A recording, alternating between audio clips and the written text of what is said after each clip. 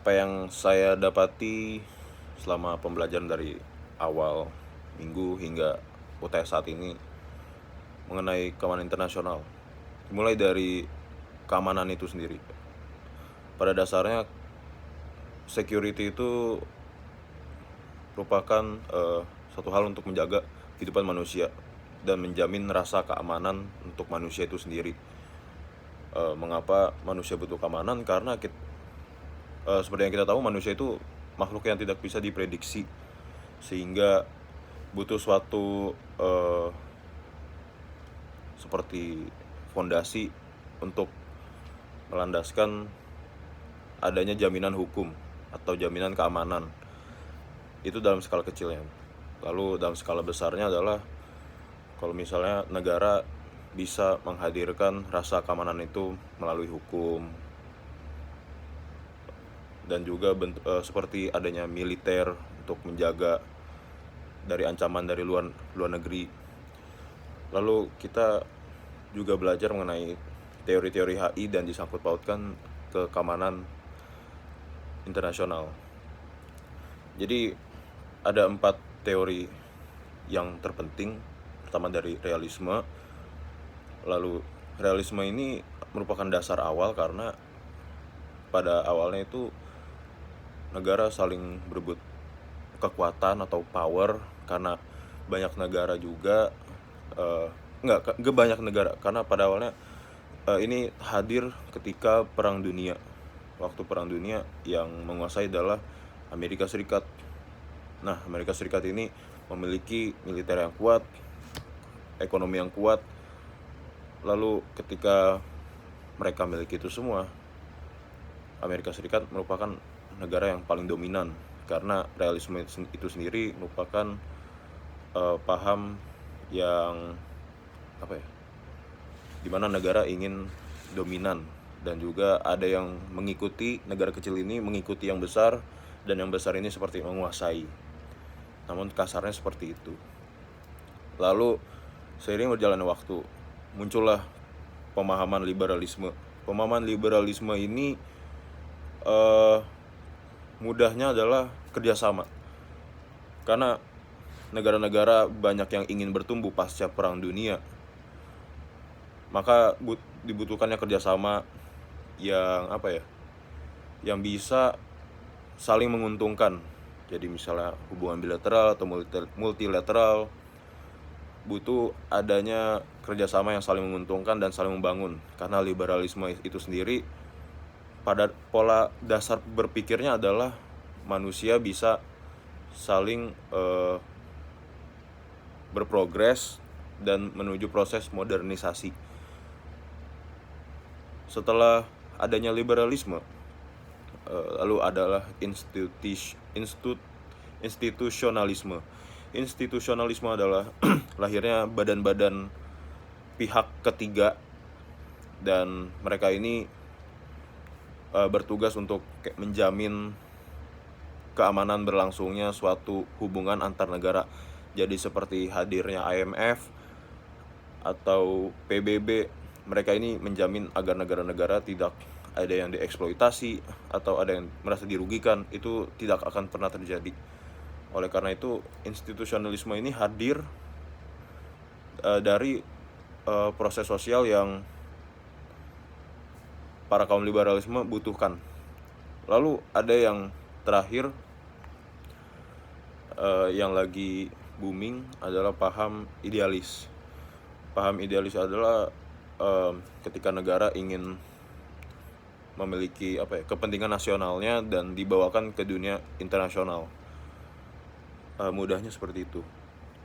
Lalu kesimpulannya adalah, dari keempat teori ini bukan berarti mereka ini bisa dipisahkan, namun mereka ini saling menyambung, karena mereka saling mengisi. Dan ketika kita sedang memahami suatu fenomena sosial, kita tidak hanya bisa melihat sebagai dari satu pandang saja, tapi dari berbagai pandang, sehingga keempat teori ini saling berhubungan.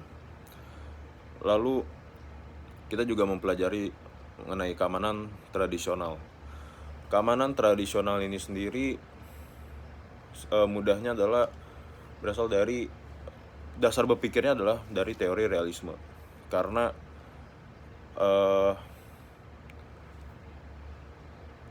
karena kuatnya pemikiran mengenai suatu negara harus kuat berdasarkan militer. Karena keamanan tradisional ini ancamannya adalah militer.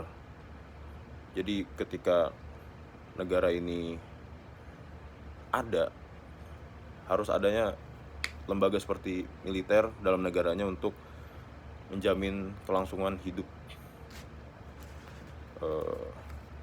Lalu ada juga keamanan non-tradisional. Keamanan non-tradisional ini sebenarnya merupakan paham pasca Perang Dingin. Karena waktu keamanan tradisional ini booming-boomingnya adalah ketika Perang Dunia. Kemudian keamanan non-tradisional ini mulai booming ketika pasca Perang Dingin. Karena waktu Perang Dunia itu masih banyak negara yang kayak saling berebut wilayah, saling berebut pengaruh, namun menggunakan cara kekerasan atau tradisional dengan menggunakan militer. Namun kalau keamanan non-tradisional ini apa yang diperhatikan adalah isu kemanusiaannya. Jadi seperti negara pecahnya Uni Soviet ini, mereka saat itu membutuhkan keamanan dari kelayakan hidup, untuk bisa makan, untuk bisa tidur, dan kebutuhan pokok untuk hidup. Oleh karena itu keamanan non-tradisional ini bisa dilihat sebagai kebutuhan yang yang paling dibutuhkan saat ini. Namun tidak berarti kita menghiraukan kebutuhan dari keamanan tradisional, karena dua-duanya ini saling berhubungan. Karena seperti contoh, ketika dari segi keamanan tradisional, kita membutuhkan adanya terdapat kelangkaan sumber daya alam. Lalu ketika ada kelangkaan sumber daya alam, maka lalu ada negara yang memiliki militer kuat, pengaruh yang kuat, ingin coba menginfiltrasi negara yang memiliki kelangkaan sumber daya ini. Maka infiltrasi ini merupakan ancaman keamanan tradisional. Nah, itu contoh mudahnya seperti itu. Lalu ada aktor-aktor keamanan internasional. Aktor-aktor ini dibagi dua, jadi ada aktor negara dan aktor non negara. Aktor negara ya seperti kita tahu negara. Lalu aktor non negara ini ada 3. Jadi sebenarnya ada international organization seperti PBB, apalagi IMF. Nah, mereka ini merupakan organisasi yang masih tersambung dengan pemerintah ya, negara-negara ya. Jadi kayak negara Indonesia, dari pemerintahannya mengirim salah satu representatifnya ke PBB, seperti itu. Lalu ada juga NGO atau non-government organization. NGO ini sebenarnya memiliki tujuannya untuk menyelesaikan masalah secara sukarela tanpa campur tangan pemerintah.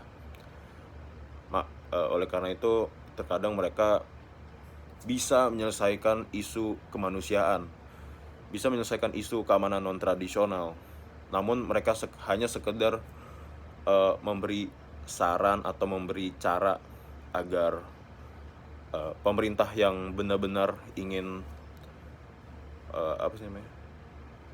melakukan suatu perubahan agar bisa mengikuti saran dari NGO ini. Lalu juga ada NGO yang untuk meraih keuntungan. Kita biasa sebut sebagai multinational corporate. Nah, mereka ini hadir di setiap negara, dan induknya ada di negara A, lalu mereka punya cabang di negara B, dan mereka ini kerjanya hanya untuk meraih keuntungan. Lalu kita masuki regionalisme. Teori yang dipakai adalah regional security complex theory. Mudahnya ini adalah ketika untuk sekuritisasi dilihat melalui melalui subsistem, karena semakin kecil skala untuk dipandang, maka makin mudah untuk dilihat dari segi kesamaannya, dari idealisnya seperti gimana, seperti yang dikatakan Pak Wiba ketika sesi 7 kemarin. Contohnya adalah negara Uni Eropa dan bagaimana Rusia tidak masuk di negara NATO karena Rusia memiliki perbedaan cara dalam mengontrol negaranya seperti apa. Maka dengan mudahnya hadirnya regionalisme ini adalah yang pertama, gimana sikap negara dalam bagaimana negara memiliki suatu kesamaan dalam meraih suatu cita-cita. Lalu ada lagi bagaimana struktur yang ada, lalu juga bagaimana aktor-aktornya ini memiliki kesamaan dengan negara anggota lainnya. Sekian apa yang saya dapati selama setengah semester ini. Terima kasih.